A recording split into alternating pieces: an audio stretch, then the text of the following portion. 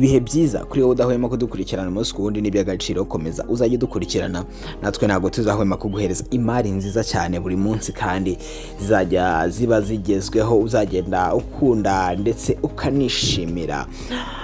Twebwe twitwa Nzuri Business Group Limited. Icyo usabwa ni kimwe, kora subscribe kuri iyi channel ndetse ukande no kukazogera kugira ngo buri mari yose tuzajya dushyira kuri YouTube channel yacu uzajye uyibona mu mbere 5 kuri 5. Twebwe twitwa nyine Nzuri Business Group Limited. Tugira service zitandukanye arizo ngiye guheraho nkubwira. Mu gihe cyose waba ushaka kugura inzu cyangwa se kibanza cyangwa ushaka inzu yo gukodesha, ni byiza ko watekereza bwa mbere Nzuri Business Group Limited. Ibyo byose tuba tubifite ku buryo tukurangira ahantu heza ho gutura cyangwa se ho kugura kandi ku mafaranga make cyane. Mu gihe nawe ushaka kugurisha, ni byiza cyane ko watekereza cyane Nzuri Business Group Limited, kuko tugushakira abakiriya bagura umutungo wawe ari wo wose utimukanwa mu gihe gito cyane, yaba inzu, yaba ikibanza, yaba amashyamba ndetse n'indi mitungo yose itimukanwa.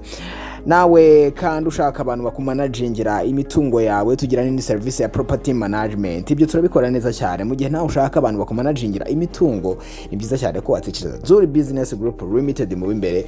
Nabwo turabikora neza cyane kandi turabanyamwuga muri ibyo byose tukubwiye.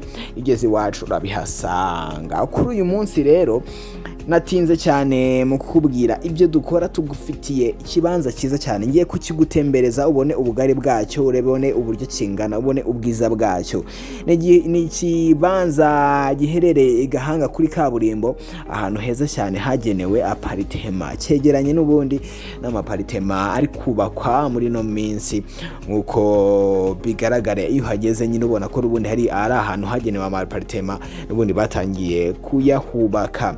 Iki kibanza gifite metero kare 2,000. Urumva ko ni hagari cyane kandi ni hanini cyane, hashobora kujyamo apartment nziza cyane wareba nawe ikagushimisha. Igiciro cy'iki kibanza ni $85,000, ariko zishobora no kuganirwaho.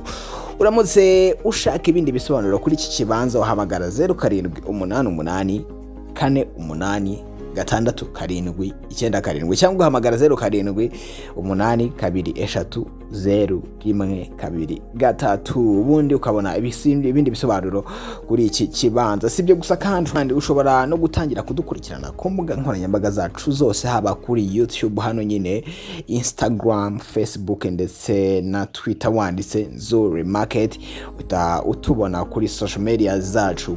Kandi aho hose naho haba hariho imitungo igiye itandukanye dufite, ku buryo uramutse ugize urukunda nabwo watugana tukawuguhereza ku mafaranga make cyane, kandi aba ari ahantu heza cyane. Ushobora kandi no kudusanga aho dukorera, ni ku Muhima hafi inyubako yahoze ikoreramo ya neza ugeze kuri feruje zo ku Muhima, uhita ubona inzu y'amatafari ahiye yanditseho Shema House. Aho ngaho niho dukorera. Uramutse ushaka kwadusanga niho wadusanga. Ikaze cyane rero muri Nzuri Business Group Limited. Umukiriya ugeze wacu aba ari umwami, kandi icyo nkurarikira n'ubundi no gukora subscribe kugira ngo hatazagira imari nimwe izajya igucika. Ikaze cyane muri Nzuri Business Group Limited. Imana ikomeze kubana nawe kandi ibyirimo byose bikomeze kugenda neza.